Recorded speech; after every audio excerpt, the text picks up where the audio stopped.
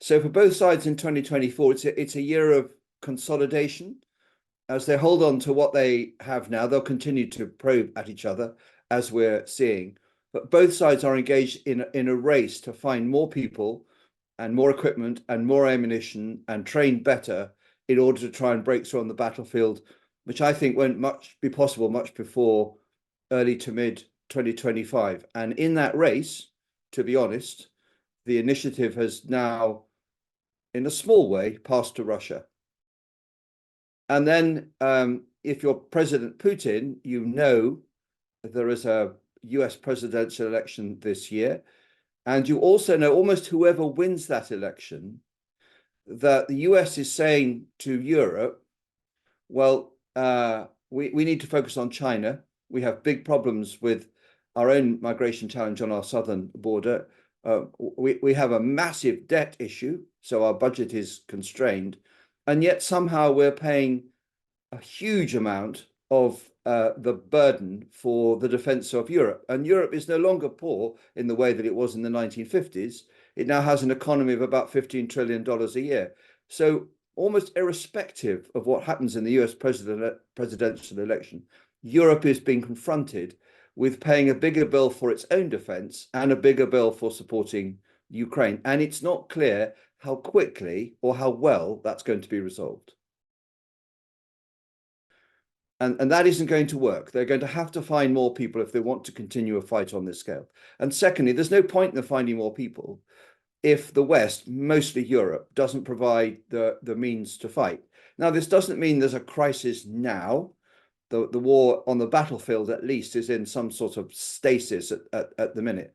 But it does mean, if you look down the track, how could Ukraine contemplate throwing Russia out of Ukraine if it hasn't got enough people and it hasn't got enough stuff? Because Russia knows it's got enough people and enough stuff and enough stubbornness.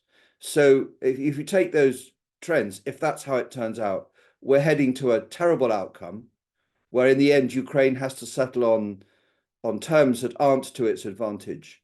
And that would acknowledge the success of Russian territorial aggression and ambition.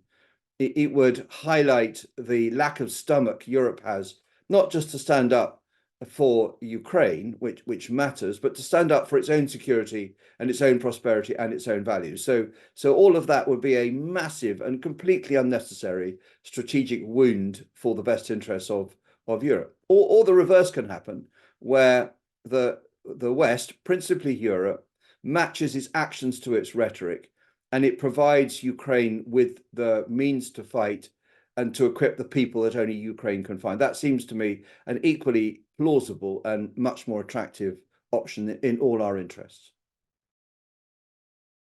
So I think it's very significant because President Putin has always believed that eventually the West would lose heart and interest and walk away from Ukraine.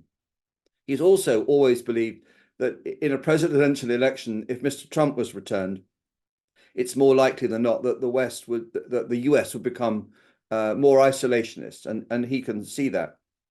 He can also see the bigger trend, which is the US in all outcomes is saying it's going to do less for European security, and the test case has become Ukraine.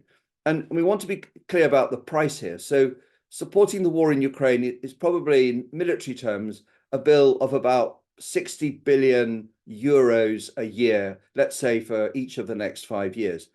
And for Europe, from an economy worth GDP $15 trillion a year, this is affordable. It's just challenging, and it means some difficult choices, some competent leadership, and some mobilization of industry. And maybe President Putin thinks all he's seeing are signs that, for whatever reason, Europe is finding this too hard, despite what it says about its own interests.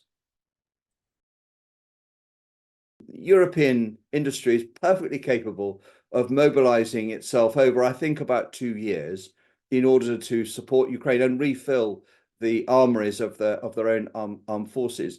But it needs all of those things. It needs the leadership and the will and the money to actually get on with it. And there is a risk that if Europe doesn't do this or takes too long over it, that Russia steadily builds an edge and begins to change the facts on the battlefield in ways that Ukraine can't cope with because people haven't given it the stuff that it needs to defend itself. We are absolutely not at that point now, but we could be perhaps sometime next year. Although our habits are rooted in a generation of the post-Cold War era where war really only happened somewhere else, and we didn't feel in Europe particularly existential threat of invasion or war or harm, that era has now definitively closed. And Ukraine is a symptom of that. And we have to see that our security, our prosperity, our sense of ourselves and our values, and our voice in a world that will be dominated by a combination of the rise of China and the effects of climate change and the transformation imposed on us by the digital age, mean that we have to rediscover that war can touch us, that it really matters, and we have to restore our resilience unless we just wish to opt to be somehow the strategic victims of the 21st century and roll with all the blows that other people impose on us. And that just can't be a sensible thing.